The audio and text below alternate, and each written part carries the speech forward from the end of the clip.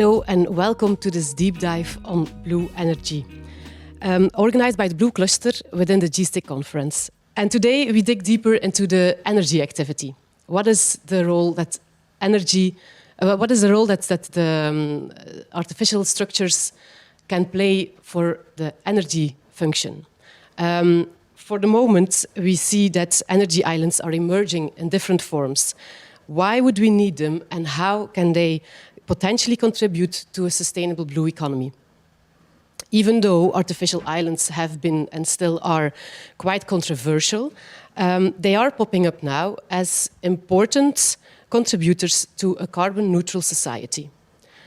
Artificial blue-green energy islands could act as power hubs, and they have served several communities and countries. Floating islands and renewable energy could fulfill the promise to ensuring access to affordable, reliable, and sustainable energy for all. And they could support bringing together powerful partnerships and facilitate connections across diverse sectors. So today we will showcase some examples of energy islands. We will start with 3 presentations and a ministerial keynote brought to you by the Belgian Federal Minister for Energy, Ms. Tinne Van der Straeten. The session will be closed by a panel discussion. And for this panel discussion, we do need your input from home as well. So go to slido.com and enter the code 243208. During the presentations, you can already fill in the word cloud. What, in one word, is an energy island for you? And if you have any burning questions, you can ask them in the Q&A section, and maybe your question will be picked up during the panel discussion. So now it's time to introduce to you the first speaker. The first speaker is Mr. Jan Cornillie. He's an environmental economist who is trained in Leuven, Oxford and London. And he's a team manager, strategy and policy at the renewable energy technology firm 3E, helping customers to align their actions with the 10-year developments in renewable energy. 3E's strategy and policy team is looking into the integration of renewable energy technologies in order to realize the smart renewable energy systems that are needed for a net zero world. Jan, the floor is yours. Thank you very much, and welcome all of you. I'm delighted to speak today about this topic of energy island, which is definitely one of the 10-year ahead developments in renewable energy. And I titled my presentation, Energy Islands for the People or Islands for the Energy People. And with that, I will want to start the discussion, which we will continue in the panel, by raising some questions about how the energy islands fit into the energy system and how they can contribute to the Sustainable Development Goals.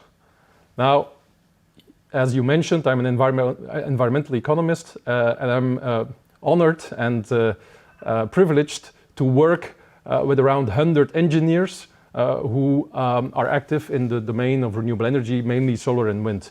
And in our firm, we work worldwide in more than 100 countries, and we've been active on more than 90 gigawatt of installed capacity on solar and wind. And so when working in these projects worldwide of solar and wind development, obviously some important questions about the impact on the energy system pop up. And that's where we have been active in the past, and we also have some reflections to share going forward in the future. So my presentation will be structured in 4 short blocks. First, I will look back to some of the developments that have happened in the last 10 years. Then I will look forward on what is going on right now and why we see the idea of energy islands emerging. And then I will ask the question, well, these energy islands, these artificial structures in the sea, are these energy islands for the people, or are these the toys of energy people, islands for the energy people to amuse themselves with, but without perhaps much relevance for the wider energy system? And so that will be the start of the debate, which I hope you will participate in on the Slido with the questions and with the excellent panelists we have here. So when I look back, on artificial energy islands, well, with 3E, we've actually been, in the last 6 years, very active in the field. We've done a study in 2015 on the North Sea grid, where we identified important connections between the North Sea countries, linking these countries and their offshore wind developments in the North Sea. And there, we concluded back in 2015 that these integrated infrastructure projects are beneficial to all the countries around the North Sea, and so to the electricity system in continental Europe, in Northwest Europe. And so we are delighted to see that in the meantime, all these connections have been built between the UK and Belgium, between Germany and Denmark, between Norway and the UK, Norway and the Netherlands. So we see that connecting the countries, the offshore wind countries of the North Sea, is beneficial, and developers have acted on it and have put these infrastructures in place.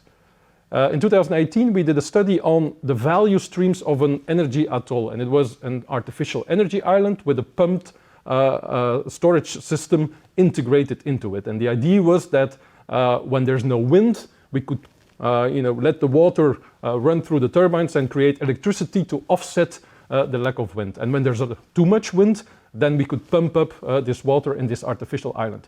We looked at the value streams of the solar PV installed on the island, the offshore wind around it, and the pumped storage. And unfortunately, at that moment, we found that the revenue streams were insufficient to commercialize such a project of an artificial energy atoll. And I say at that moment because obviously prices change. The energy market changes, the energy system changes, and so we have to do this calculation again and again in different circumstances. I'm not saying by that at the moment, if you would do the calculations, you might come up with a commercially viable structure. And then last year, we did a study on the LCOE of offshore wind in the new to be created Princess Elizabeth zone in the Belgian North Sea. And there also we looked at, well, whether an energy island connecting all the energy from the whole offshore wind zone, bringing it to the shore, would actually be beneficial as compared to a scenario where each of the lots would be connected straight with a cable to the shore. And there we find indeed that for bigger capacities, over 3 gigawatt, that indeed an energy island would actually be cheaper than connecting the different lots apart to the shore. And so this is also an important conclusion which adds to the thinking about artificial energy islands in the sea. Now, if we look forward, where does that leave us? Well, an important development, and we've seen even in the last days some enormously interesting cases of that. Going forward, we see that the offshore wind is being developed at capacities that we've never seen before.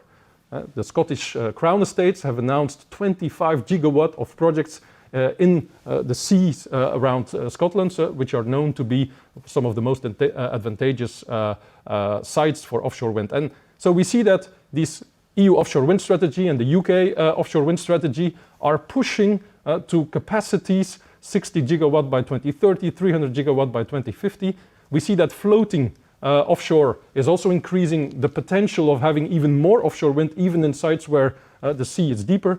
And obviously this creates connection challenges. And the question is, how will we bring all this competitive commercial offshore wind from the North Sea onshore to the UK and to Europe?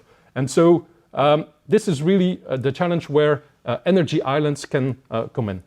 And a second development that we're seeing which might help the business case of energy islands is that obviously with all this renewable energy coming on stream, also the PV on the land and floating PV, is that the need for flexibility and storage is increasing. So the business model there is also increasing because we see that curtailment, imbalance cost, negative prices are all increasing because of the intermittency. It's a well-known phenomena.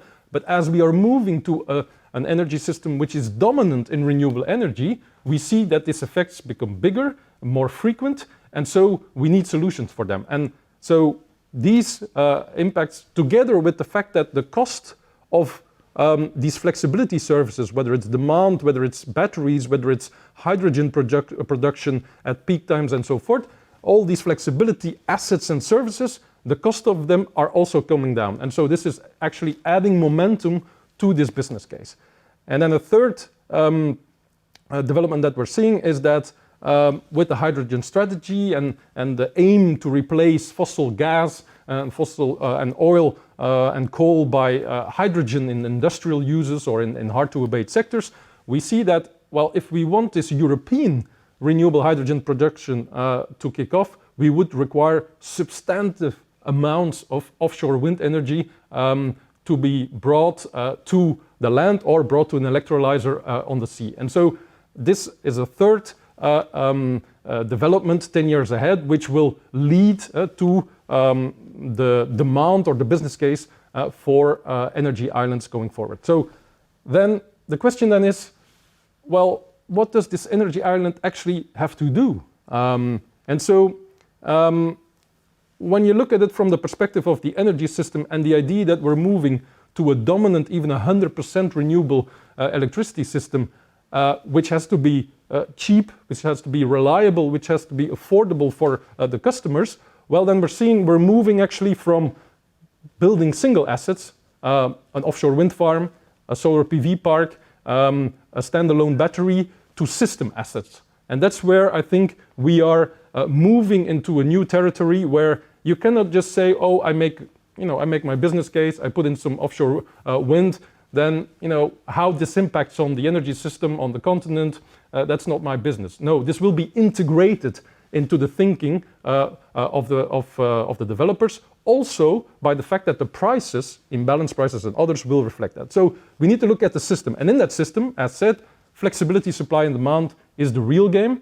That's really what can bring cheap, reliable, affordable, renewable electricity to the European customers.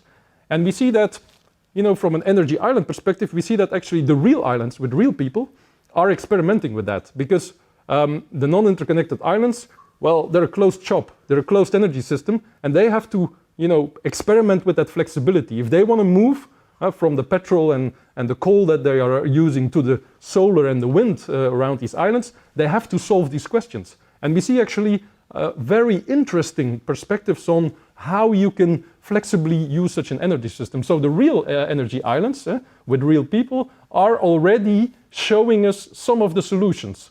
But obviously, what goes for a small island in non-interconnected island might not go for the whole of Europe. So in the end, the balancing of the whole European energy system has to be done at a very large scale with sufficient interconnections. You don't balance at home. You don't even balance on an individual country, as we are seeing right now in the energy crisis. We have to balance at the European level. And so then the question becomes, okay, if an artificial energy island can help in that, why would we do that balancing in the sea? That's an important question to ask. It can help, we know that, but can it is the business case of such an island positive? So in the end, we want these artificial energy islands to perform these flexibility services and also to, by doing that, deliver or contribute to cheap, reliable, affordable energy for European customers and, in the end, worldwide. And so that's where the question of, well, if we look at some of the designs of these energy islands, then the question is, well, is this actually the solution? I mean, if our goal is this affordable and reliable renewable energy system, well, do these designs then add up to that? And there, I sometimes observe what I call the Swiss knife conundrum. I mean, we see also on this picture different functions. We see interconnections, we see storage, we see docking stations for service vessels, for the O&M industry. We see many things on one island. And then the question is, yes, you can integrate that just like in a Swiss knife. All these functions can be integrated in a tiny piece of artificial island. But this artificial island, the best in performing all of these functions? That's not clear, because perhaps for every of these functions, there might be a better or a cheaper alternative on land, closer to the offshore wind stations or so. And that's really the question we need to ask. If we are conceiving these artificial energy islands, what functions do we want them to perform? as said in the presentation in the beginning, connecting the power from all these offshore wind islands is definitely beneficial. Adding storage, hydrogen production, service industry, all these things might be beneficial, but it has to really be calculated, and it has to be seen in the context of the offshore wind parks and others that it wants to connect, because it's not guaranteed. It's an empirical thing. It's something you need to verify.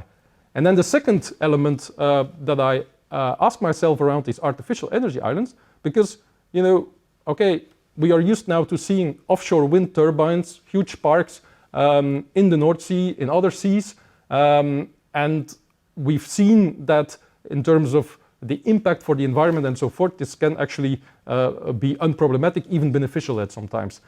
Now, these islands are a bigger piece of infrastructure with a lot of elements, with a lot of infrastructure materials that are poured into a piece of the sea. And so there the question, if we step back from this energy island, is it's a general question for infrastructure. The infrastructure that we put in place for greening the electricity system, is it also a green electricity infrastructure? Because the cement that we're using, the steel that we're using, is this actually all low carbon materials, or is this actually very heavy carbon materials that we're pouring into a piece of sea? So there we need to see, can we actually transition to renewable energy while at the same time transitioning to circularity and low carbon materials? That might add to the cost, but it would in the end be, let's say, a fair proposition for a completely decarbonized electricity system where also the infrastructure elements are circular and renewable. And so, again, same for the whichever way you look at it, whether you look at it from marine spatial planning, whether you look at it from material circularity, whether you look at it from the taxonomy in terms of financing these infrastructures, you will need to show that you do not do substantial harm and that you integrate material circularity, renewable low carbon materials into your system. And so there, again, it's a question of doing the analysis. And that's an analysis, I think, that island per island will need to be done to show this is beneficial. We're not creating something worse, impacting negatively on the environment in order to green the electricity system. No, we're doing both at the same time. And that's, I think, what should be the challenge. And that's where the energy people, with whom I work, so with nothing negative here, are coming up with the solutions to that. The engineers are looking, civil and others, are looking into how we can make these islands work for the benefit of the people in terms of affordable and reliable energy, but also in terms of infrastructure, doing this in a way that fits best into our seas and into our oceans and can be reproduced in many places of the world. I will leave it there, and I'm looking forward to a great debate after the other presentations. Thank you, Jan, for the interesting views on energy islands. And for the viewers at home, if you have any questions for Jan, please do log in at slido.com using the code 243208 and do share your one word, what is an energy island for you? So now we are looking at the second presentation for today. And we move on to Timothy Vanaght. Timothy has graduated as a commercial engineer marketing at KU Leuven. And his master's thesis was an optimization model for the real estate sector. After that, he went to the Technical University of Delft for civil engineering and architect, and he even topped it up with a garden and landscape architecture study. So we have someone with a lot of degrees here. Timothy previously worked on large-scale projects for the Kruibeekse polder and the Sigma Nature and Inundation Works. For the Belgian viewers, you will probably know what that is about. And for ORG, Timothy recently completed the Design for Public Value at Sea project, which was a project funded by the Flemish government and supported by the Blue Cluster, of course, as well. A little bit of publicity can't harm. So the Design for Public Value at Sea is a co-creation methodology to realize large-scale infrastructure in seas and oceans worldwide. And for the moment, Timothy is implementing this methodology within the Kustvisie project, which is a co-creation strategy to protect the Belgian coastline against a 3-meter sea level rise. Timothy strongly believes that a transdisciplinary approach is the key to a world of tomorrow. Timothy, the floor is yours. Thank you, Kristien. Thanks for the introduction. What I think is interesting about Kristien's introduction is not the fact that I did a few studies, but let's say what I learned from it is to look at a certain topic or a task from different points of view, or let's say from different perspectives. And that's what I like to use as a starting point for the discussion that I will bring today. And I'd like to continue upon a question that was raised in the previous presentation, which was about the Swiss knife and what energetic functions could be integrated on an island. Should we integrate them all, yes or no? I would like to take that a step further. And let's say I would even like to question, and I'll explain you right away the necessity of it, that we maybe should integrate even functions of other stakeholders. I'm thinking of aquaculture people, ecologists, tourism and recreations, to get these necessary islands. I'm not questioning that these are necessary, they are definitely necessary, but to get them realized. And that's the topic of my presentation. How to get these necessary islands, these necessary functionalities, how to get them realized. Before I kick off, let's say, I would like to start with a statement, or let's say the result of a study done by Professor Hertog at the TU Delft, who came to the conclusion that large-scale infrastructures, that only one in three get realized. This means that 66% of all these large-scale infrastructure, in this case necessary infrastructures, do not reach the realization stage. And the reason is, that comes out of his research, is that these projects seldomly or do not take, they are technically and financially well underpinned, as we heard in the previous presentation, but they do not take, or they do not take stakeholder engagement too seriously. So research has shown, if you want your complex project realized, take stakeholder engagement seriously and integrate stakeholder concerns and wishes into your project, and this from an early stage. The reason why this might be necessary for these islands we're discussing today is that, okay, they will be literally built in sea, but as we all know here, and everybody present here and everybody listening, these islands will also be built within a sea of stakeholders. I will give you name a few. We got, of course, the fishermen. We got the ecologists that were already named in the previous presentation. I mentioned aquaculture people, marine forces, etc. There's a multitude of stakeholders active within these seas, and let's say we're looking with a curiosity, but with a goodwill as well, to these necessary projects. And of course, knowing this, it is, and if we see there are a few projects that are on the horizon, let's say, we've got the Denmark Islands that will come in a minute, I guess. There is a new island to be built, at least that's what I learned from the press in Belgium. There are some plans to restructure formal oil platforms. Knowing that only 33% of these projects get realized, it's of course crucial to get on the positive side of these statistics. And that is the reason. That's the reason why of my presentation today. Designing the energy island is more like how do we get them realized, and how do we take, and that's by just taking stakeholder management seriously and integrating them in early stages of projects. I'll take you through three topics as an architecture and urban development office situated in Brussels and New York. We are also active in the field of systems. This means that since recently we opened a department, or we started a department, looking at large-scale transformative projects and how we can help realize them. So I'll first go into, let's say, the strategic parameters on how we think large-scale projects should be tackled, engaging stakeholder management. Secondly, I'll go into a tool we recently developed called Solve, which is, let's say, an algorithm to define the optimum project definition in this case for an island, to make it successful, to make it built.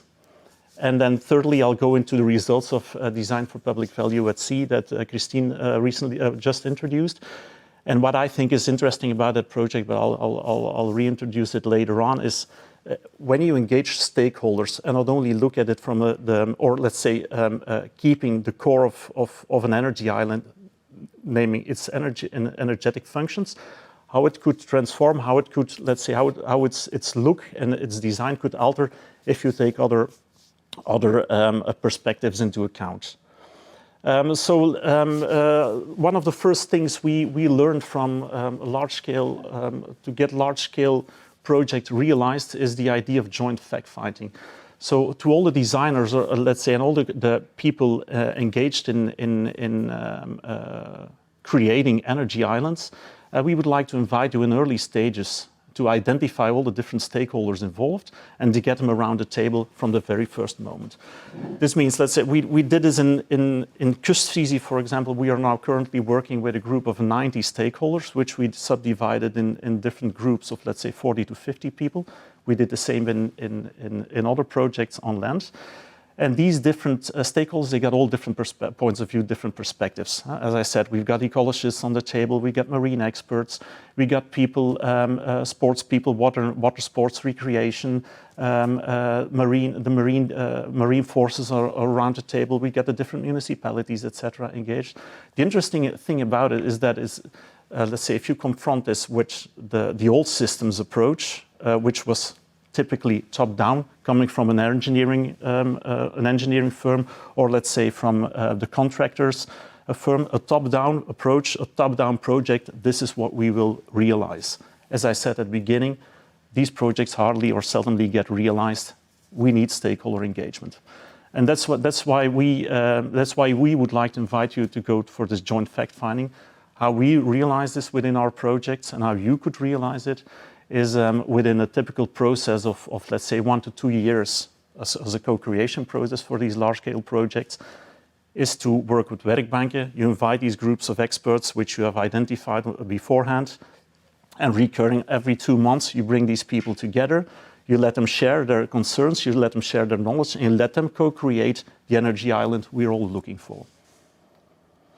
A second important element to be aware of, and that's very important, let's say, for contractors or let's say the builders of these islands, is that space is a generous medium and it's a big asset, which means that within space, and I'm going to maybe start with an example of a highway park.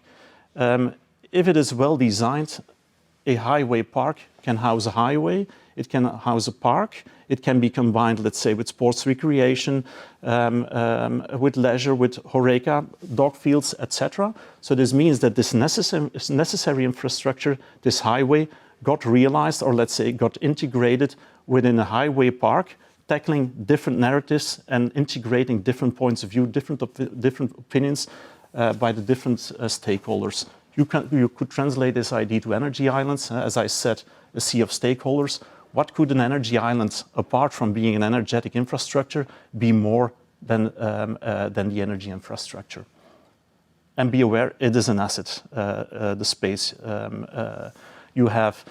And thirdly, we see as a result of this joint fact-finding, let's say this co-creative approach, we see as key to success that the plan, which is these energy islands, that they're not coming from a top-down approach, let's say by the genius of the architect or a very smart engineer, and I do respect him, by the way, but that we see that what leads to the best results and to get into this 1/3 of realized projects is that projects should be the result of a co-creation process, and we name this a plan should be a social contract. What does it mean? By involving stakeholders from the very first moment, by means of joint fact-finding, for example, within werkbanken. You get stakeholders to integrate their concerns, their wishes, their ideas, so that in the end they even become ambassadors of the project, and they will even sustain and support the project throughout its entire lifespan. That is what a social contract is about. How do we do this, or how could this be done? A few pictures of projects we have been doing on land over the ring, which is a capping of the ring road around Antwerp.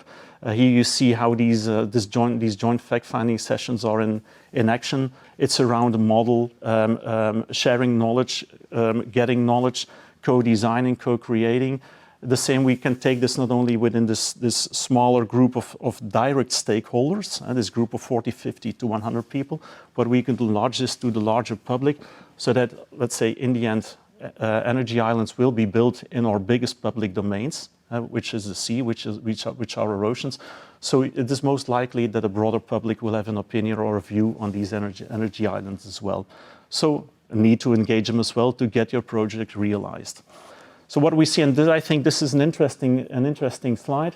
What you see on the left-hand side is in orange, or the left-hand side. I'm sorry, I'm not good at the right and left. Is the project in the middle, an orange dot, and all around you see its stakeholders. What you see in the middle are the fixed elements that a project should contain. In this case, we are talking about energy islands, so it should be its energetic functions.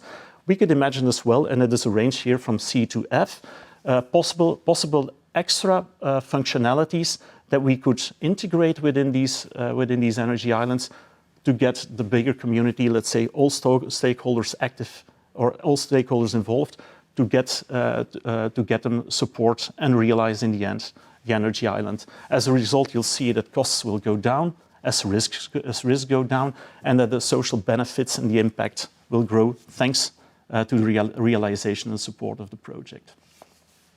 So these are for our office, let's say, the key parameters to get to success for large-scale projects, and in this case, energy islands. But you could as well imagine yourself, we're working within a vast field of stakeholders. As I said at the beginning, I used the word a sea of stakeholders. It's of course necessary how to get as quickly as possible to a common project definition, an optimum project definition that everybody from an early stage within a project can support. That is why we created, I think it was half a year ago, we launched it this year, or a few months ago, Solve with it, which is an algorithm that enables to identify in an early stage an optimal project definition to be supported by the different stakeholders, and that is in line with the wishes of the contractor, in this case, the energy market, for example. What does it do is that we, apart from, the first step is of course identifying the different stakeholders, and we're talking, let's say, maybe 80 to 100 people involved. What Solve allows us to do is to interview them and to look after the values these people have. What is important for you as a stakeholder? What are your values, and which value is important for you to be realized within a large-scale infrastructure, in this case within an energy island? All this happens transparently, objectively, it gets quantified, but what is interesting within this algorithm is that we predefined possible objects that could be integrated within, in this case, an energy island. These objects, for example, it could be floating aquaculture, it could be wind turbines, it could be recreational activities, it could be ecology, seals, what should we do for seals, what should we do for fauna, flora, etc. But attached to these project elements are values as well. So on the one hand, we've got stakeholders with values. On the other hand, we've got possible objects, projects that could be integrated with value. So the interesting part is how can we make these values come together? So when we can make them come together, we know what project or what combination of projects will be optimal for this group of stakeholders that we would like to answer to. So what does the algorithm do extra from this is what you see on the top of the slide is it maps the different stakeholders, and it groups them around their common values, creating, let's say, coalitions of the willing or maybe non-willing, or people who've got some questions regarding, in this case, an energy island. What you see here in the slide on top are two groups, left and right. What is interesting, and that is what I just said, what I previously said here, you got different objects with their values. We interviewed different stakeholders with different values. What if you bring it together? And what would that point be? The optimum a combination of objects, projects, within this field of values of stakeholders. And that is what SOLVE helps us to do. As I said at the beginning, by interviewing stakeholders, looking for their values, and by combining or integrating different possible projects with different values in the same field, we get to an optimum project definition, which, if I go back to the beginning of my presentation, where I said that 1 on 3 projects only get realized, so 2 on 3 don't get realized, 60%. In a preliminary stage of a project, you get all these wishes, you get these values integrated within your project. You're very likely to get to go through a successful process, leading to a cut in cost, which is profitable, of course, and leading to happy stakeholders. This brings, but I see I have 3 minutes left. I will use those 3 minutes to share with you one of the results of Design for Public Value at Sea. And what is more or less, or let's say what is interesting about this is what I said at the beginning, is we've got, if I'm going to go back to this slide, if you look at the middle, A and B, let's say, as the fixed elements, the elements that should be definitely part of an energy island, the energetic elements the energetic functions that were mentioned in the previous presentation, and let's say the add-ons, the other projects that are necessary to get stakeholders support and to get the project realized. That is what you see within this slide. On the bottom, you see a possible example of an energy island. I'll go into that in a minute. What you see on top are a few components, as I explained previously, as within SOLVE use components. We did the same within D4PV at Sea. So we've got a collection of different components that are appealing to different types of stakeholders. How can we combine them so that not only our energetic function of the island is guaranteed, but that we get stakeholder support as well? So we did an exercise for the large-scale storage of renewable energy, and I'll show you a few examples. If you guarantee the large-scale storage of renewable energy, what could the island look like? The energy island look like if you take other stakeholders' concerns into account as well. Here you see a large-scale storage which is of hydrogen, which is stored on the seabed. What you see here floating in red and green is, for example, floating solar panels, and aquaculture. Here you see an example of renewable energy stored within the core of a sandy island. In green, you see a whole range of aquaculture possibility, both on land and floating. In red, some energetic functions. And as you can see all around the island, there is ecology and there is space for recreation, for tourism and recreation. Another example could be that, let's say, this idea of starting from large-scale energy storage, we could fix from the beginning it should be hydrogen, but there are other ways of storing renewable energy. So let's say within our approach, we even tend to question this first statement. Should we immediately go for what we intended from the beginning? Hydrogen storage, for example, or could there be support for other types? If there wouldn't be support for hydrogen, your project is immediately stopped. Should we consider other types of storage of renewable energy as well? And these are a few other examples. Sea batteries is an innovative technique, protected by an island and a sandbank. Again, with floating solar panels, ecology, tourism, and recreation. And the pumped storage hydropower that was mentioned in the previous presentation, another way of storing and generating energy, again combined with different functionalities. And this brings me to my last slide.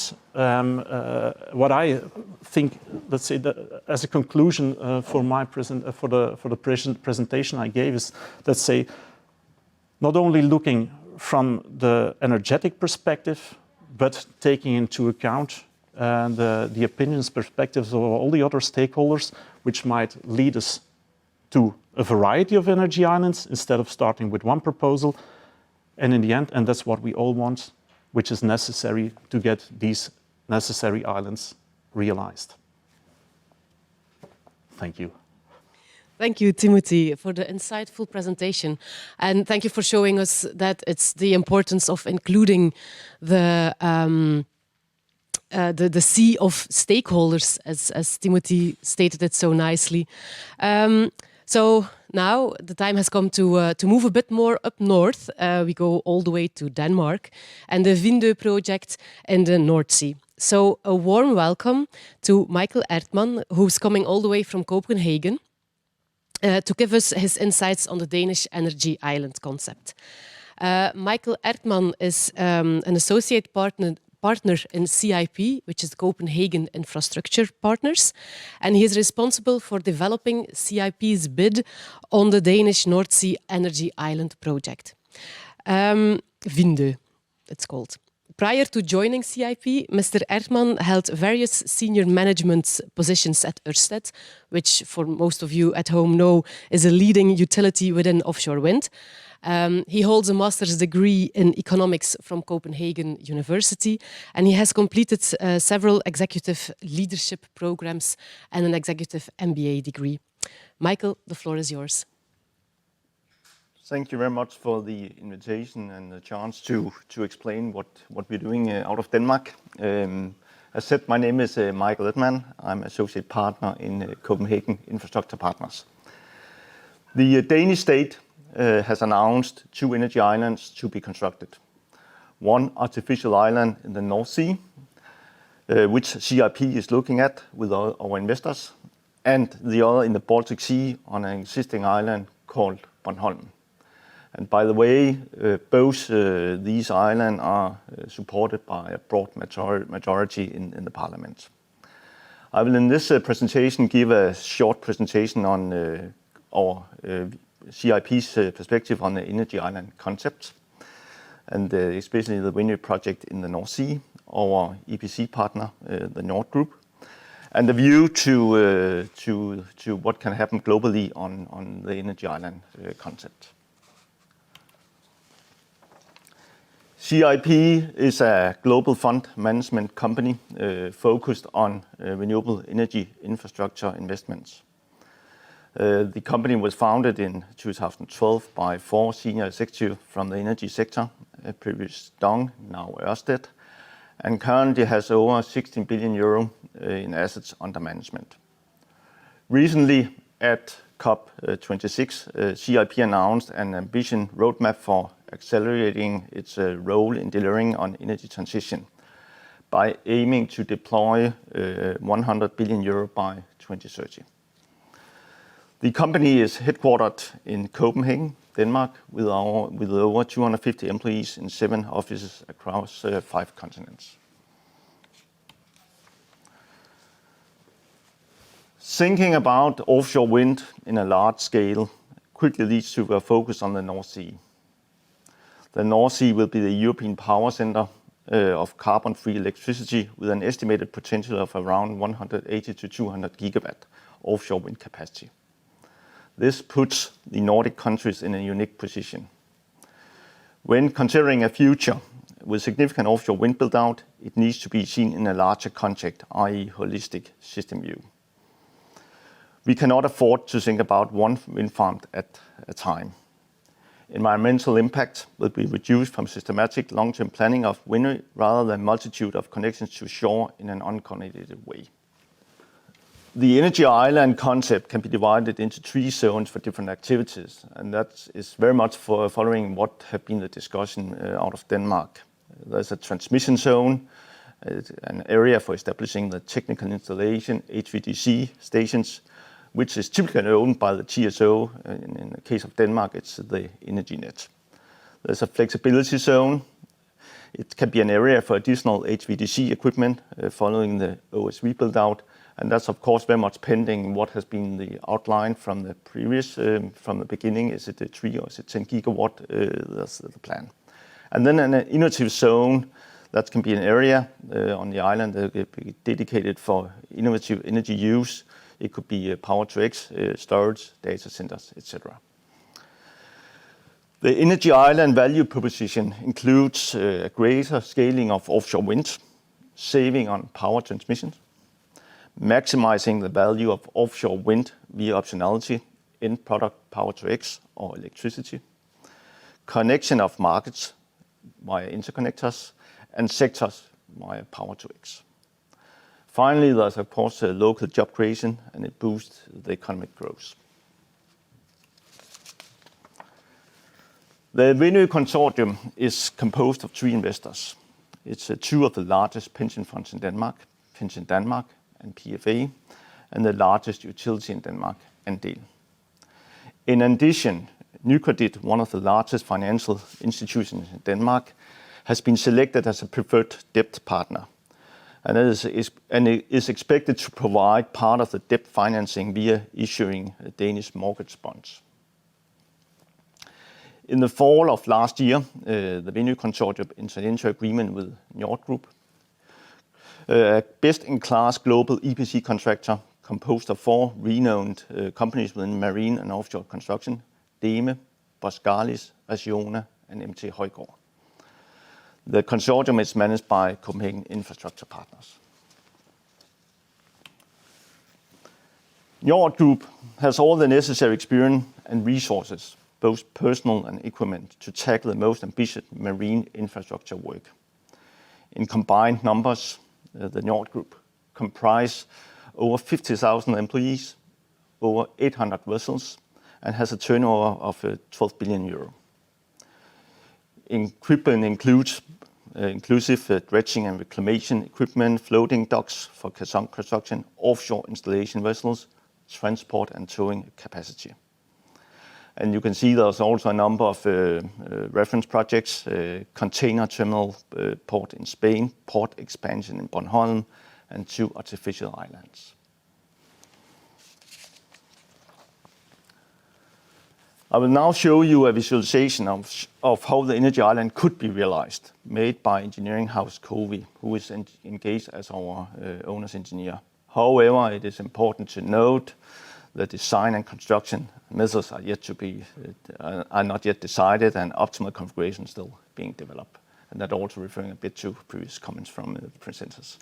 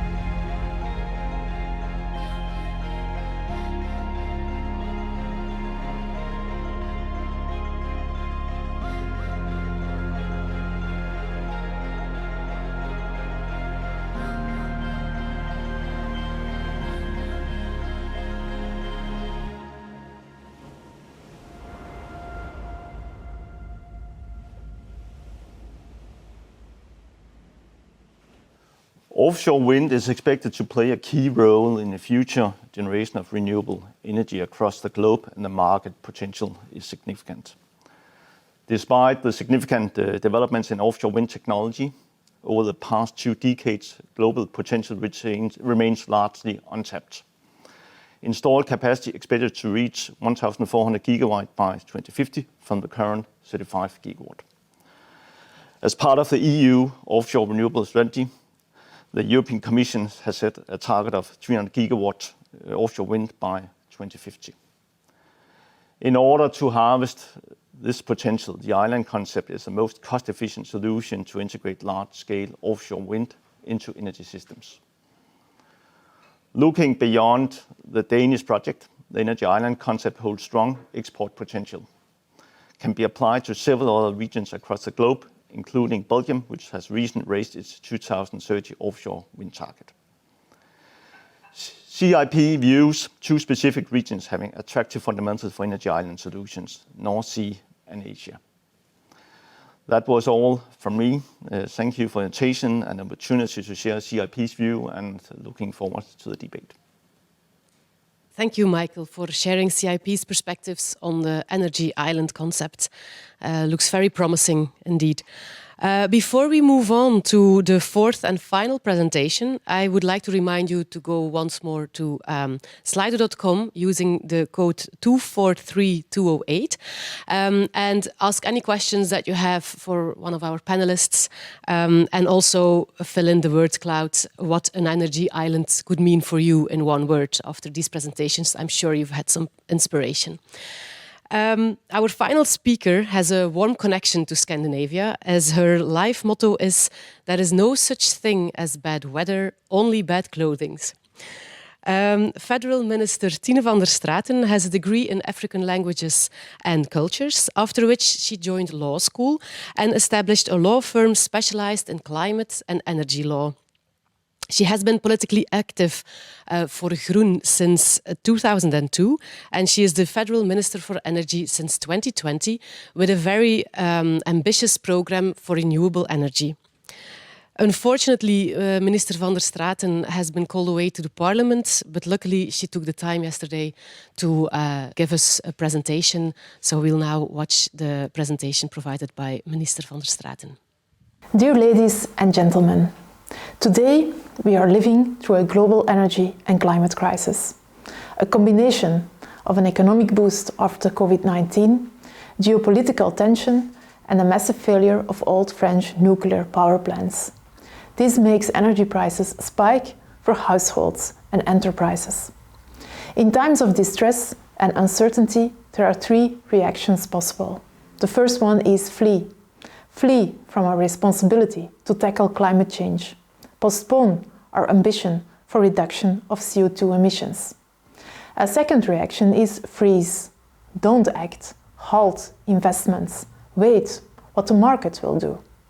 That's a waste of precious time we simply don't have. And a third reaction is fight. And that's what we should do in order to limit global warming to 1.5 degrees Celsius.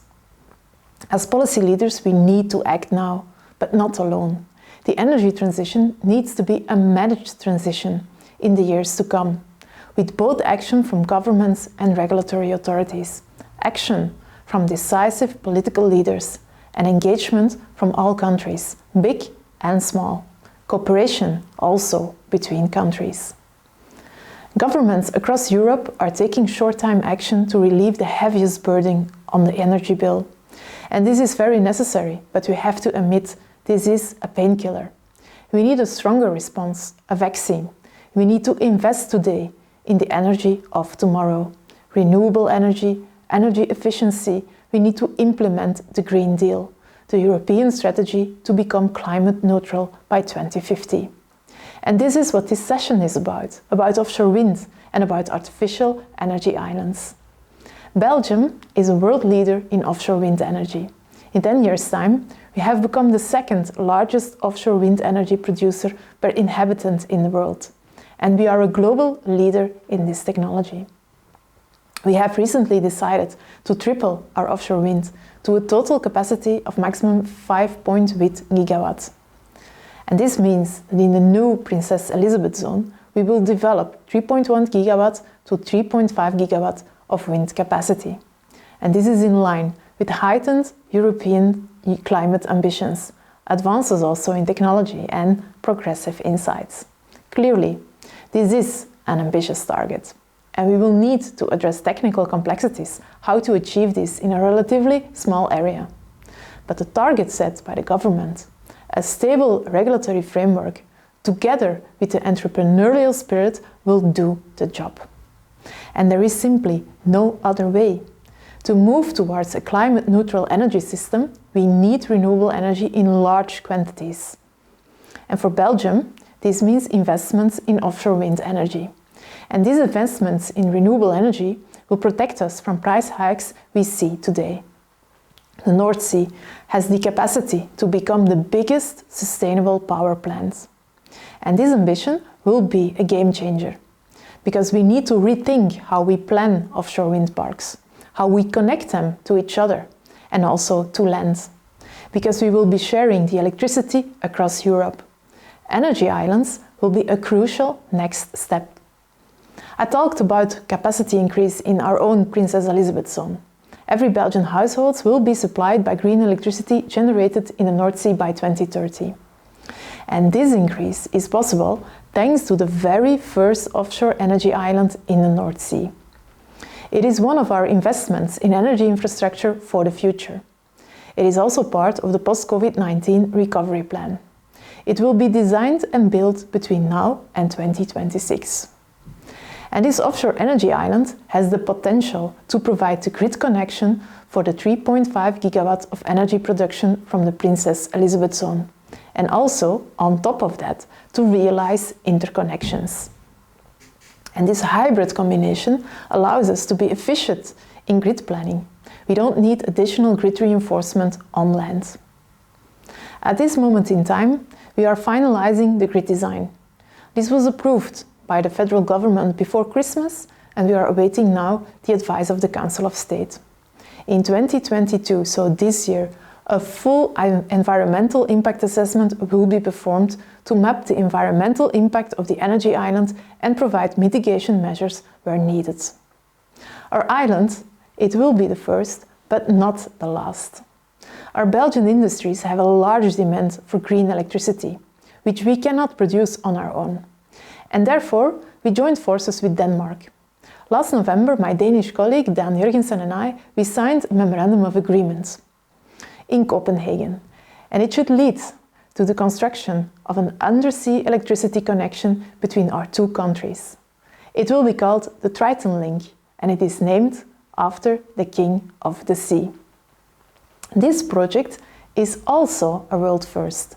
It's an undersea connection between two artificial energy islands in the North Sea, and it will bring the energy from wind farms ashore, a project that will share wind surpluses generated in Denmark with Belgian households and Belgian industries. We worked hard the last year on a preliminary study, and the findings show that the project is both socio-economically and technically feasible. It will lead to significant CO2 reductions at European level, an annual reduction of 4 megatons of CO2. This is the emission of about 1.2 million passenger cars. Hybrid interconnectors, to which both own wind farms and foreign ones can be connected, are important building blocks to connect European wind farms to build these meshed grids. A meshed grid that will be the cornerstone of the European ambition to fully decarbonize energy systems.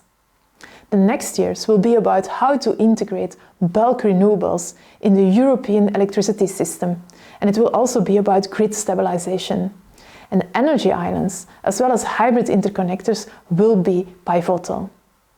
We, as a country, Belgium, we pioneered in offshore wind 20 years ago, and we are pioneering today again. And such innovations are crucial to turn the North Sea into one big renewable energy plant, to have access to large amounts of cheap renewable energy, much needed for electrification of transport and heating, and to decarbonize our energy-intensive industry, and also to meet European climate targets. Wind at sea is one of the cheapest ways of producing energy, Wind power is falling sharply in price and will have a positive effect on the price for consumers. Innovative infrastructures like energy islands will further increase the security of supply. The Belgian energy island and the Belgian-Danish interconnection are a historic and ambitious step on the road to phasing out fossil fuels.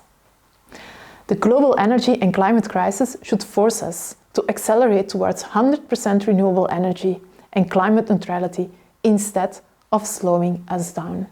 Yes, these times they are challenging. Some would say the roaring 20s. But to quote Seneca, if one does not know to which port one is sailing, no wind is favorable. Our destination is clear. It's carbon neutrality by 2050. Our destination is to address climate change. And yes, the water can be rough, and it will be from time to time. And then what you need is experienced and calm helmsmen. The combination of a clear policy vision and the ambition of the wind industry will guide us, and it will allow us to push borders. What's good for the climate is good for the economy and for society as a whole. I thank you all for listening, and I hope we will meet in real life as soon as possible. Thank you, Minister Van der Straeten, for this very insightful speech and also to share the position of an energy island in Belgium, in Belgian waters, within the broader energy transition policy. Welcome again, you at home or at the office. Please stay tuned in, because now we go to the interactive part, for which I have the honor to guide you through it. I can see here on the screen that several people have put their one word of what they think of for an energy island. May I ask the technical people to screen it also for the people at home? There it is. I can see a very interesting and different words, so we can see that it's very broad. And I would like to invite the panelists, of which we know already 3 of them, because they had the presentation. And I would like to introduce you to Mrs. Anne Stroobandt, who is Deputy Head of Cabinet of the Minister and also Head of the Energy Policy Staff. So welcome, Anne. Welcome to the other panelists. Maybe we can start with Anne. What would be your single word if you think of an energy island? I had future in mind, and I see I'm not the only one.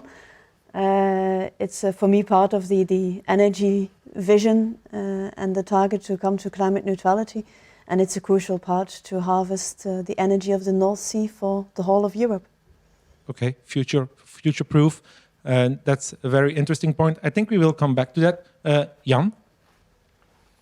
My word would be flexibility, because if we want to move to a renewable energy dominant electricity system, we need more flexibility. That's what we see now with the energy price crisis. We need to be more flexible than we are with the other means like nuclear, gas, and so forth. And so that requires new infrastructure, new habits, pricing, all of that. Flexibility is really what it's about. And that island, or those islands, artificial islands, can help in stabilizing and bringing the electricity of the offshore wind to the people at the time when they really need it. And that's really what we need to learn. Okay, flexibility. I think we come back to that. We can refer to your Swiss knife in a minute. Timothy? I like the idea of flexibility as well, but I tend to look more at this over time. How could an energy island at its conception or its construction could be flexible over the upcoming 50, 80 years? But I tend to go for opportunities. Okay. There is possibilities there, so I took another word. Opportunities, flexibility, but another vision on flexibility. Somehow it's not restrained to energy, so very interesting. Then I have the honor to invite also Michael to have his word. I will take the liberty to combine 2 words, opportunity and necessity. And I think opportunity has been covered already, but I think if we really want to electrify the society and want to decarbonize, there's no other opportunity. You had to have so much electricity in the future, and that can only happen by doing large-scale offshore. Okay, that's 2 words, but okay, we forgive you. Thank you. Necessity will be the Thank you for dominant. this. Thank you for this. I have to invite also the people at home to answer the questions. So please do so as soon as the questions are available in Slido. So the code is 243208. Please don't hesitate to join in if you haven't so far, and answer as quickly as you can, because we will use your answers also to bring this in the debate with our panelists here in Brussels. Okay, let's get started with the first question. Why do we talk about energy islands and not about blue economy islands? Jan, that's maybe one for you. As you discussed very briefly the idea of multi-use and whether it would be interesting or not. Jan. Yes, it's indeed a very good question. And as said, for me, when you look at the different value streams and value propositions that can be combined in such an island, indeed we can look further than energy. Now, I'm coming from the energy world. I'm looking, and I believe in bringing renewables to all and having almost 100% renewable energy system. So I'm looking how we can make that happen.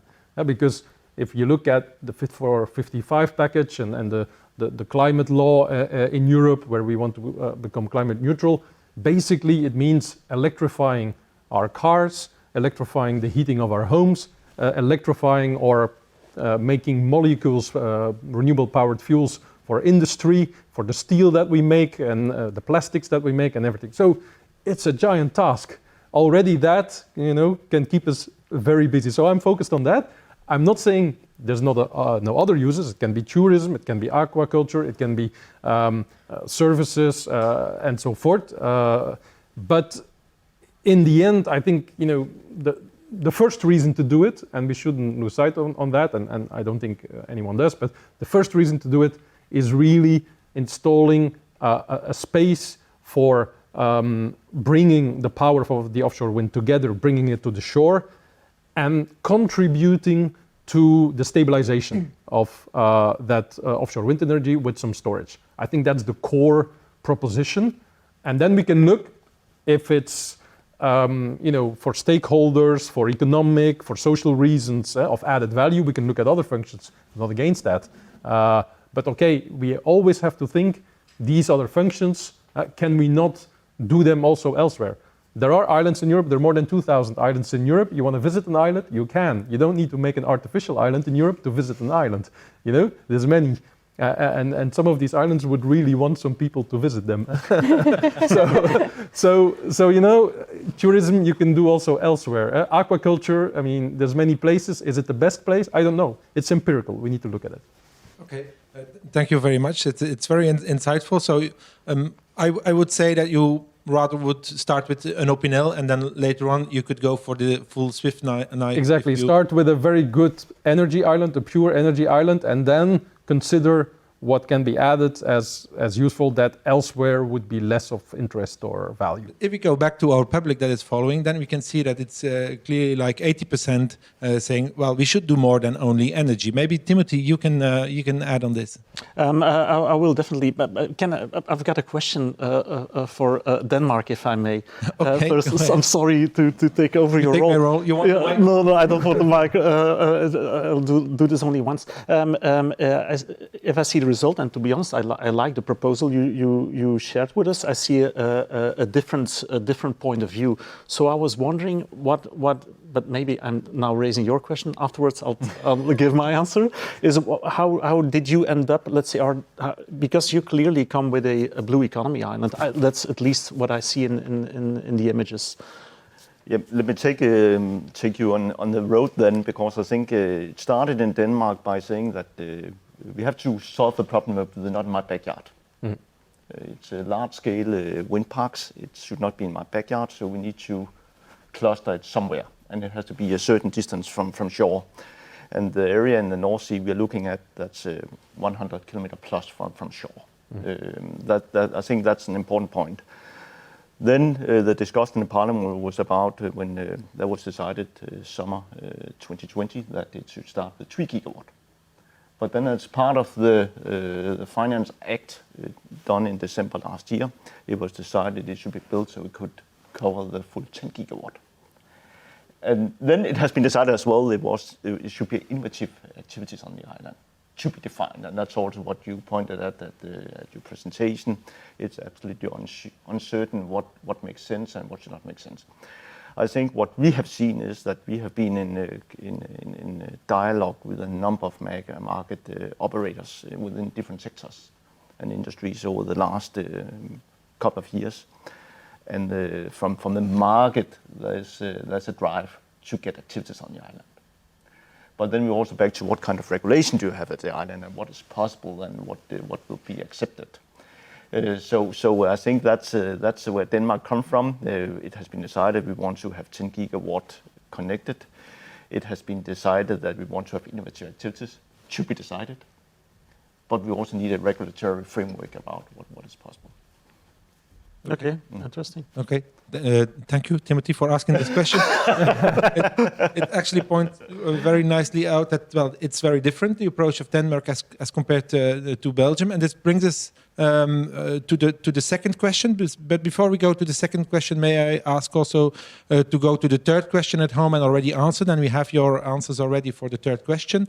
And the second question would be, Anne, that's maybe one for you, as it really related to the answer of Michael. What would be the basic system function in the long run of this island, and why is it that Belgium actually chose to have only this energy transformation function? Yeah.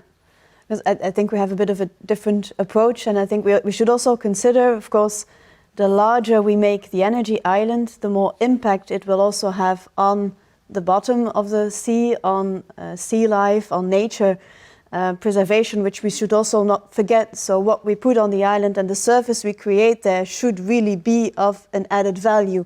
So we could have said, okay, we make it larger and we invest a bit more, but then we need to make sure that the activities are actually having an added value. On top of that, you also create a certain amount of complexity, both on a regulatory frame, on a business investment decision. And of course, we had the situation that we do want to connect the Princess Elisabeth zone, and we are in a strict timeline. It also coincided with the timelines of the recovery plan, so we also introduced it in the recovery plan, which means that we will build the island in 2026, so a very strict target. And it's also one of the reasons why we said, okay, we focus now, we will do what we need to do on the island. We will see, can we integrate a bit other activities that don't require a lot of surface, but there are possibilities of optimizations. But let's focus, let's act now, let's get the experience, and let's get built and not keep on studying and studying while we find the exact optimum solution, but we lose 5 years' time, basically. So that's very much in line with the analysis we heard from Jan before. Yeah. Timothy, do you think we will lose some opportunities by actually saying, okay, we start there with one function and then we add on? Is that a problem also stakeholder-wise? Let's say I can imagine. Of course, I don't have a glass ball, but I can imagine, let's say, but it's from my point of view and with the limited information I have, which has been shared here. I follow your concerns. I tend to lean more to the approach that was shown by our by Denmark, let's say. What I would, let's say, from intuitively and from the experience that I have with these large-scale projects, I think I would have introduced or added another study step, not a study step that would take us another 5 years, let's say, but maybe a smaller research, a small co-creation process of a few months, six months, half a year, I don't know, to indeed study the possibilities of what could it become more than this necessary island. And maybe from the larger perspective, if you look at the North Sea, let's say within 30 to 50, 60 years, are we looking at a sea fully occupied with monofunctional objects, or would we like to set now the first step to to create a fully integrated North Sea energy system, integrated with all the other activities imaginable, so that not only we have a functioning system, but that we leave open and free space for our future generations to let's say, enjoy what is left. Okay, so you would need to build in some options, but I see that Anne wants to...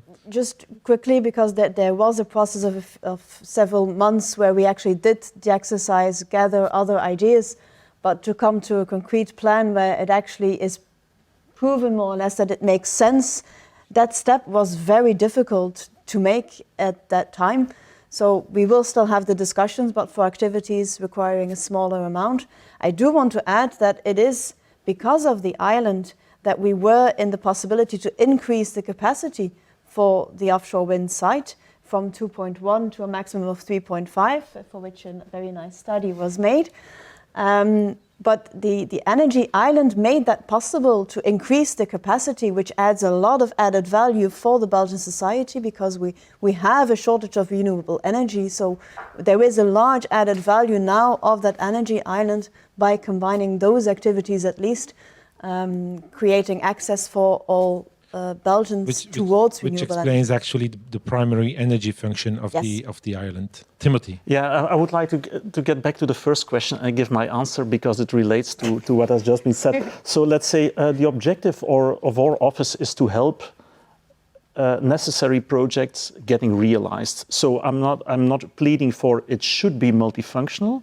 My plea is, let's say, referring to this research done by Hertog, that big projects do not get realized because of lack of public support. With that in mind, we tend to go for co-creative processes if they could help to get them realized. So my plea is not they should be multifunctional, but let's say my idealistic point of view, the Timothy, not the professional one, would say let's go for an integrated approach for the future. Okay. Nice to have two Timothys here.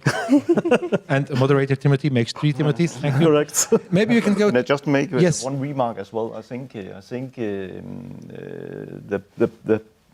analysis that were made in Denmark before they was taking a decision about the energy island, that was that there would be a break-even, and it was also mentioned by Jan, at around 3 gigawatt. That is, you can either build an artificial island, you could do it all on a more traditional way. And I think the support the politician has shown this project by saying that it should be facilitated so it can host up to 10 gigawatt. That's the only way to scale it, because when you go to the environmental impact assessment and all that, if you do a 3 gigawatt island, there's no really obvious advantage by doing that, but it also takes a very long time to come with project number 2. And so I think from a Danish perspective, and I don't know whether there's any particular issues in Belgium, but from a Danish perspective, I think that's really the best thing that's happened. And of course, then it's a question whether it's hydrogen or whether it's electricity that will be exported. But from a society point of view, hydrogen makes a lot of value because it's much more cheaper to transport. Mm-hmm. Okay, thank you. So in the end, the reasoning is not very different. Denmark as compared to Belgium. It's actually the energy capacity that drives us towards building these artificial islands. And in the meantime, I can see on the screen that we have some answers on the third question, which is very much related because we already touched upon it. It's these soft functions, which would be like the less profitable functions. Can we add them? Should we add them? And which ones? And there we can see that it's basically nature and innovation that is in the top score here for our public at home. Tourism has a very low score, maybe because of the comments already by Jan. They were inspired. Then we have also almost 20% of people that think of other activities out there. So. Also there, I think it might be interesting to elaborate a little bit, especially maybe on the environmental point of view. Can we actually create some nature value there, Anne? What would be your opinion on that? Well, I would say also in the recovery plan, we actually dedicated €1 million out of the total 100 for the energy island, dedicated to biodiversity projects and nature inclusive additional projects linked to the energy island. So we would welcome all ideas in that regard. Okay, and then the other part of environment is not only the direct environmental impact, but also the life cycle analysis. Jan, you elaborate a little bit in your presentation. What would you propose for the Belgian island? Is it feasible to have it fully CO2 neutral or recyclable? Well, it's not easy, because we're seeing that all over Europe at the moment. The quest for low carbon steel, and in the European Innovation Fund, which is funded with the emission allowances, a big project in Sweden will be financed to create low carbon steel. And for instance, all the automobile manufacturers, Volvo and others, are already lining up and say we want low carbon steel for our cars, because if you make electric vehicles, because it's an environmental proposition, you also want the car itself to be an environmental proposition. And that's actually showing where we are heading. I mean, the infrastructure is there to serve people having access to affordable and sustainable energy. But the infrastructure itself, all the materials that going into it, at the same time, we want them to be also sustainable.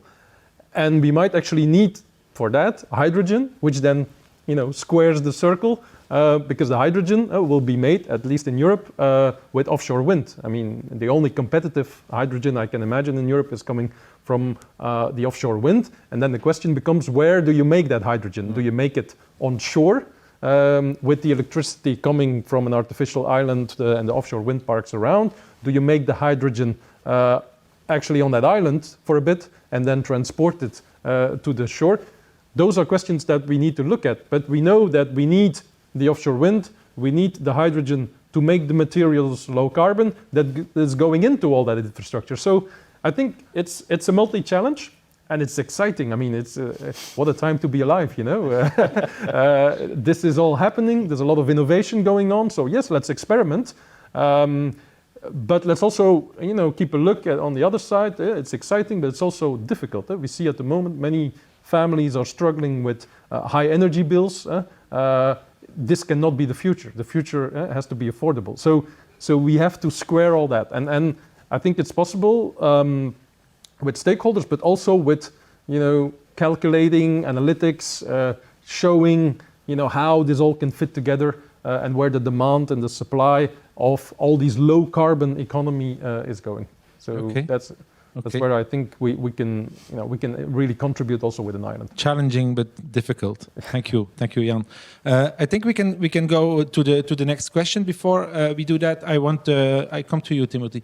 I want to invite people following us to already answer to the question after the next one, so that we have your answers to discuss. So thank you to go to Slido and put your answers there. And don't forget that you also can put some questions directly to the panelists if you would like.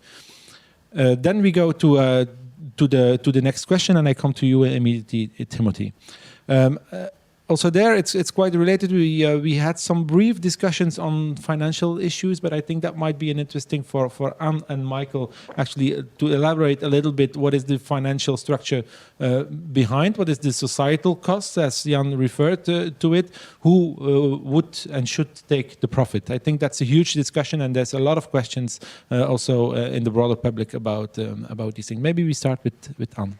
I think we have the more simpler case because of the fact it is only energy and transmission activities combining interconnection, hopefully then in the future the cable to Denmark connecting the islands, combined that with the connection for the offshore wind.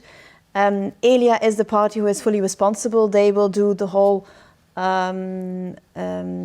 European tendering mechanism. They will take the whole project in hand. Which of course will then go into the tariffs, but it's no different than what they would elsewhere do with the platforms. It is for them actually more efficient to do it in an island, and possibly will create some advantages if we have a future interconnector, because part of that infrastructure will already be in place. So it is future-proof and quite simple in terms of financial structure.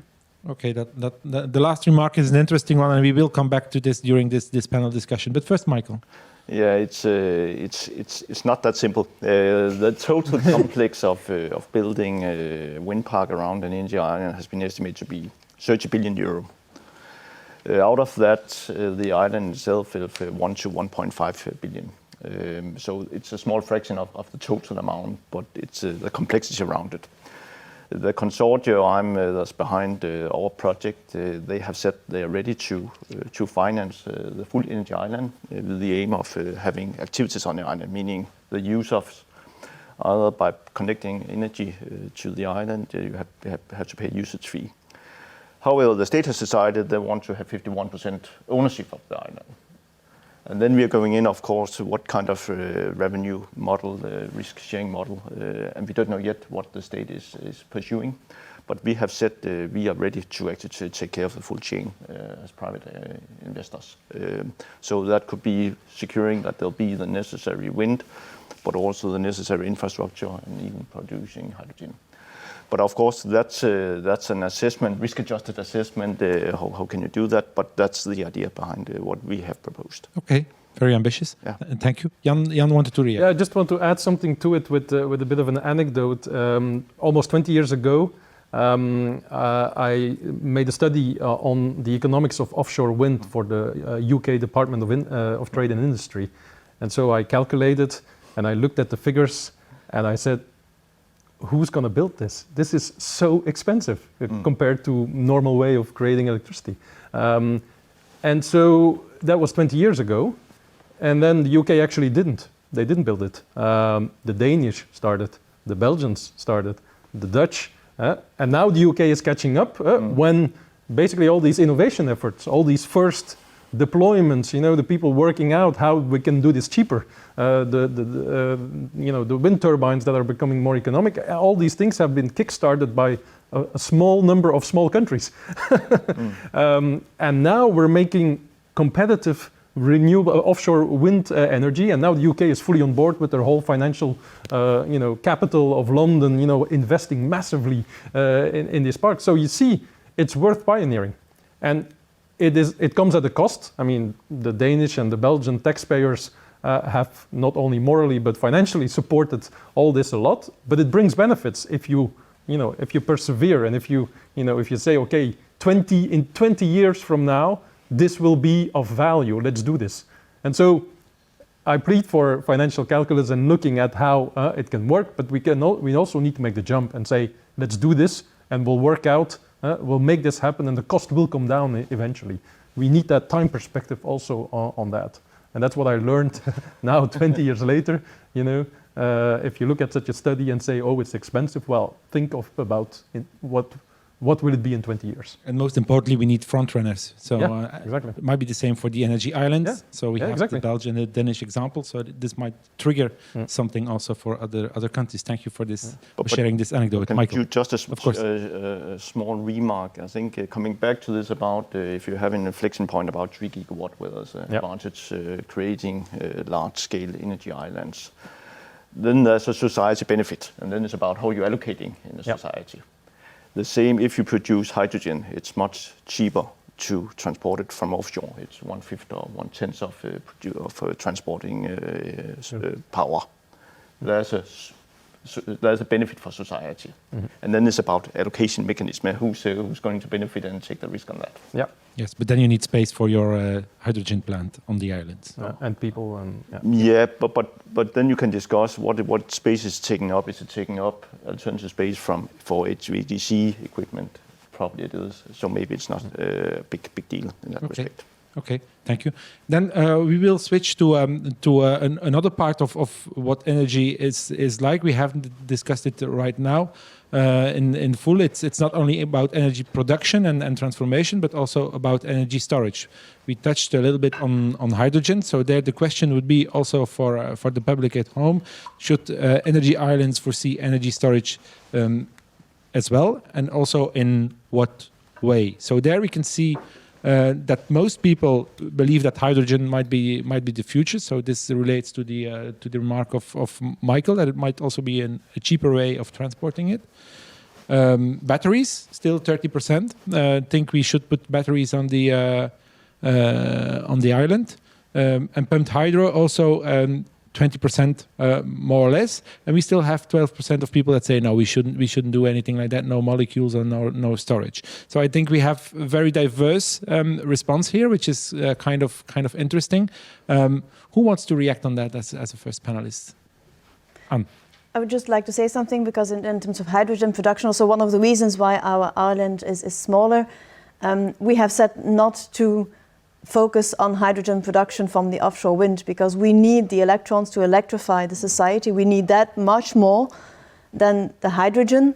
And if we produce hydrogen, then there's a large loss of efficiency that goes along. So if you have a lot of overproduction in terms of electricity, it might be a solution, and we do need the hydrogen, but it will not come from our own production. But in that sense, I think also there we are in a specific situation. So I just want to make that quite clear, that we did make a very conscious choice about not producing hydrogen on the island. Okay, so that's the electricity policy. We need the electricity, so why would we transform it? Okay, that's clear. Jan. Yes, I mean, if I look at the options, hydrogen, batteries, pumped hydro, well, we need all of it. We need a lot of flexibility. We need all of it, and the question is where. And if I start from the pumped hydro, I mean, this is actually one of the cheapest ways of balancing the intermittency of solar and wind. The problem is, I mean, can you imagine right now in Europe on land to inundate a valley or a piece of hills or mountains with a new lake to do the pumped hydro? That's a question of stakeholders and a question of public acceptance. You know, the public acceptance for inundating pieces of land and pieces of nature in Europe is not so great at the moment. And it's unfortunate for the energy system, but we have to accept it, because nature is also scarce in Europe, and we're not like other countries, for instance China, and saying, okay, we do this big infrastructure, and okay, that's the consequence we take. So pumped hydro, yes. So we have to, I think, look again. Perhaps there's a function there at sea. Last time we calculated, it wasn't beneficial, but perhaps moving on with the prices that we know now, it might become. Batteries, a lot of it, but I think the biggest capacity of batteries will be people's cars.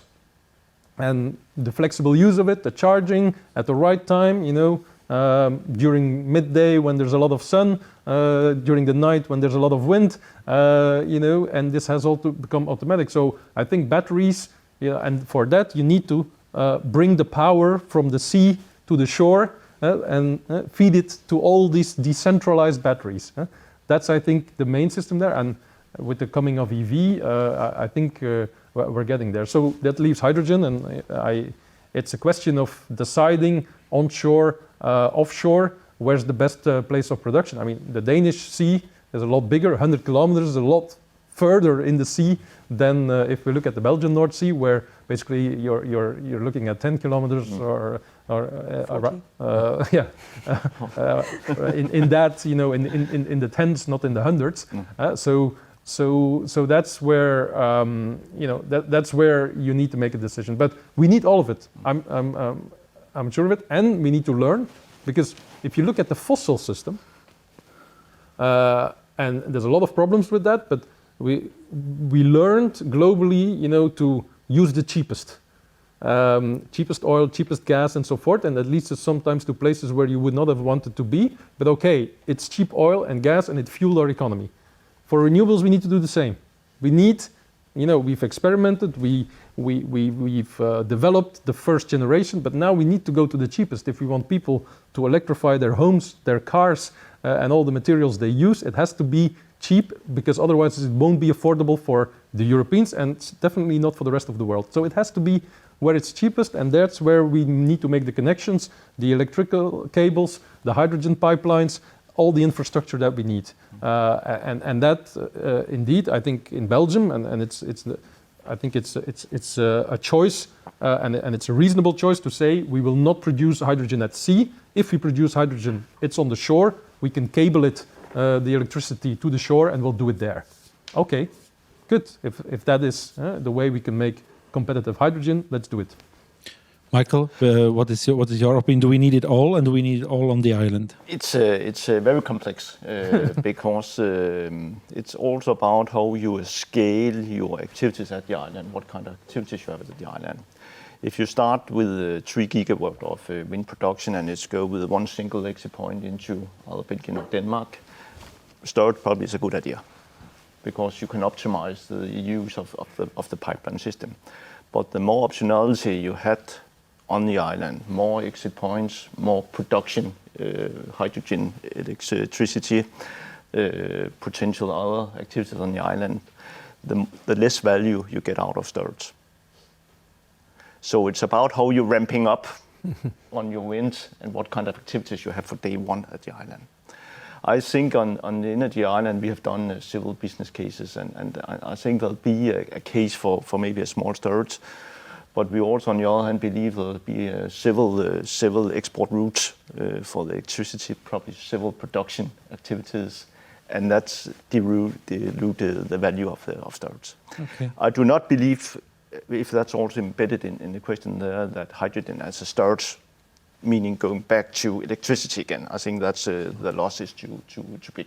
Yep. So then it's hydrogen for export, not for storage. Okay, that's quite clear. Before we go to the next question, I want to invite Timothy because he wanted to still say something, and I forgot to give you the floor. So what was it that you wanted to share with us? Yeah, it was rather a question. And again, what can we learn from Denmark? Because Jan raised something interesting, the idea of circularity, etc. And how can we translate this idea of sustainability fully into the entire project? So I was wondering if we look at the island from the construction point of view, and in the end even on decommissioning, etc. How did Denmark take this, or the Vindenerland take this into account, and maybe even in 80 years from now, how will decommissioning look like, etc.? Yeah, I think it's definitely a point on the agenda for the state in the tender release, how to that should be part of the tender to live up to some ESG requirements, but it's a difficult measurement, to be honest. I think it's one of the things we will work closely with our partners, Nord Group, DEMA, etc., to figure out how can we make the best proposal there. It's top of our agenda. Yeah. Okay. Thank you. I think this is very much related to the last question. So thank you, Timothy, for introducing it. It is about how can we make these islands future-proof? Should we go for a modular system? Anne mentioned also we should have this extra capacity, maybe to share electricity. Is that feasible from a financial point of view? How can we make it future-proof? And in the first place, how do you foresee it for the Belgium case and you in the Danish case? I think this is something that's very interesting. Can we add on later on? Is there some design already thought of to make this happen in the future, or is this too complex? Anne? I would say we focus now on the 5 acres net surface that we have and getting that done. The future-proof part is in the way how electrical-wise it is connected, because we have 2.1 gigawatts will be connected via AC, normal alternative current, and 1.4 gigawatts via direct current, which means that 1.4 gigawatt can also be used for an interconnector from Denmark, from the UK to the island, where this infrastructure and the cabling towards shore is already used. And also importantly, we do not need to reinforce then the onshore grid for the next interconnector coming from the UK, for example. We use the existing infrastructure, the existing capacities which are planned and which are projects who also are not that easy to build new cable lines to Belgium. It also creates quite some questions and stakeholder management. But we are using all that infrastructure much more efficiently in the design that we are bringing. So in that sense, we build it future-proof. Okay, thank you. Maybe Michael first and then Jan. On the modular approach, I think I have touched upon it beforehand. I do not see it. I think if you're building a 3 gigawatt, collecting 3 gigawatt it should maybe necessarily not be an island, artificial island, because you're not benefiting from it. And it's very much also related to how fast do you build out your offshore wind. Because of course you should not build a big island if you only have 3 gigawatt of wind connected. So you need the foresight for when you're actually connecting the coming gigawatt. So I think, but I think modular approach, and that's of course part of you have to talk to EPC consort about can that make sense, and how does it impact the environment, etc. Yes, but there's also the chicken and the egg, because it's also if the island is not ready, they won't build any. Exactly, and that's the reason why Denmark has decided that by 2040 the island should be ready to take 10 gigawatts of wind. So that's a clear signal. Okay, Jan. Yes, I wanted to bring in the value of learning. Because if we're thinking about steps, modular or small and scaling up and so forth, it's really the value of learning that determines it. And if I go back to my example of the offshore wind, which I calculated back in 2002, what I underestimated then was the value of learning, how fast we would learn to make these things cheap. And that's a reason to start with something, but it's also a reason to perhaps do different functions at a time and concentrate on the learning we can get from them. And so indeed, if we now develop the offshore wind and learning how this interconnection throughout the whole of Europe and the North Sea can work, that's valuable. Let's do that. Let's start with it. Let's not wait, because there's learning to be had in the next years. And then perhaps with other functions we can add the modular. But we have to be, because modular is one of these fashionable words that are out there now, whether it's for nuclear or for buildings or for everything's modular. But modular doesn't make the problems go away. It's a question. It comes with the cost. And it comes with the cost. So you have to see, what am I really looking at? And if I integrate learning into my scaling, where could I land? And then it might be worthwhile to start with bigger scales than with lower. I take the example of hydrogen. You can say, okay, let's start with 2 megawatt, but we won't learn much from 2 megawatt at the moment, because that we already know. We can only learn from higher capacities right now. So you have to be willing then to say, let's go in with immediately a big capacity, because that's where the learning is. So it is an important question to be had, and I think it pleads for let's go with what we already need and then build on that for later. It's a very interesting view. That's basically what we try to do with the Blue Cluster, also on non-energy issues. But also, Timothy, maybe you can elaborate on this learning phase from a stakeholder point of view, and the values and the SOLVE program you have.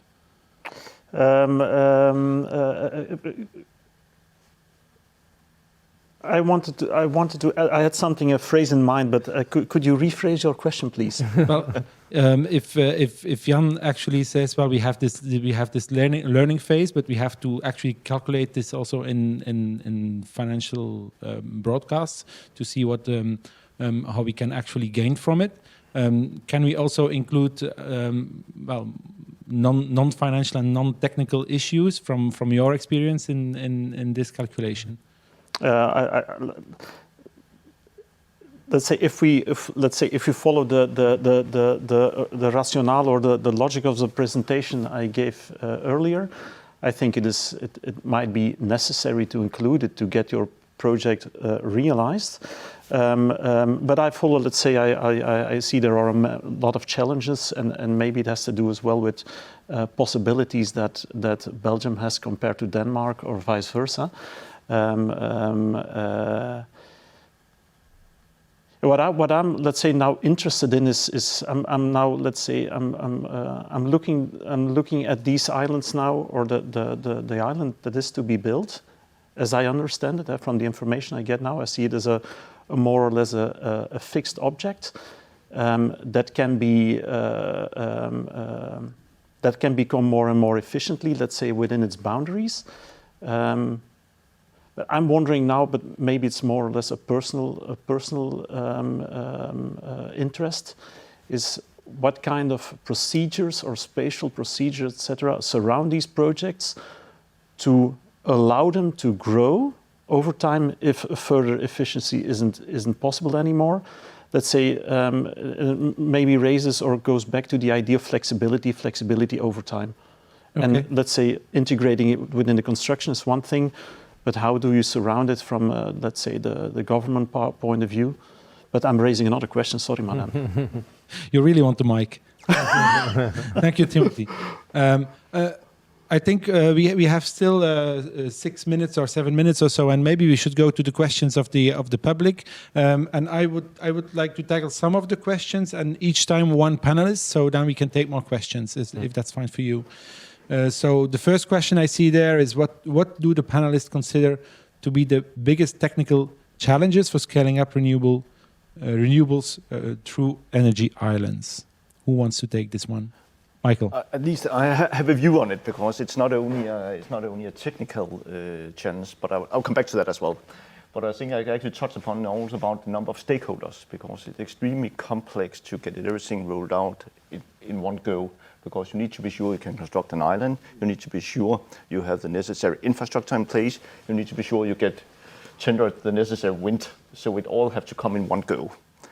That's extremely complex. Coming back to the technical challenge, but that's pending what you want to get on the island. I think constructing the energy island as such, known technologies, you need to put it together, you need to find the right approach. That's not a technical challenge, but of course, if you want to do big scale hydrogen production, there's an issue about how much electrolyzer do you have in the world, and where is the capacity going, and what is the timing. Okay, thank you. Take the next question. To what extent the EU green taxonomy indicators, or the future indicators, can help for the investment and for the unlocking of the full potential of energy islands? Jan. Yes, I could respond to that. And I did already in my presentation, but more technical. So the EU green taxonomy is basically defining what is a sustainable activity. And it does so by saying you have to contribute to one of 6 environmental indicators, of which climate change mitigation is one. Climate change adaptation is also another. Also, energy islands could work there. But, and that is important in this context, you cannot do substantial harm to any of the others. So you cannot save the climate at the detriment of, say, biodiversity, the management of oceans. And this is important here. I think if this will become under scrutiny, and CIP will want to finance this and go to the market and say we've got an ESG aligned, a taxonomy aligned bond, and you can write up for that, then it will have to show we are contributing to climate change mitigation and we're not doing substantial harm to marine biodiversity. You will have to show it. And obviously it is within measures, I mean it's all reasonable, but you have to show it, address it, you cannot hide it under the carpet. Otherwise, you cannot call it sustainable. And I think for such a project, you would want to be able to call it sustainable. Otherwise, I think you're creating, what are you creating then?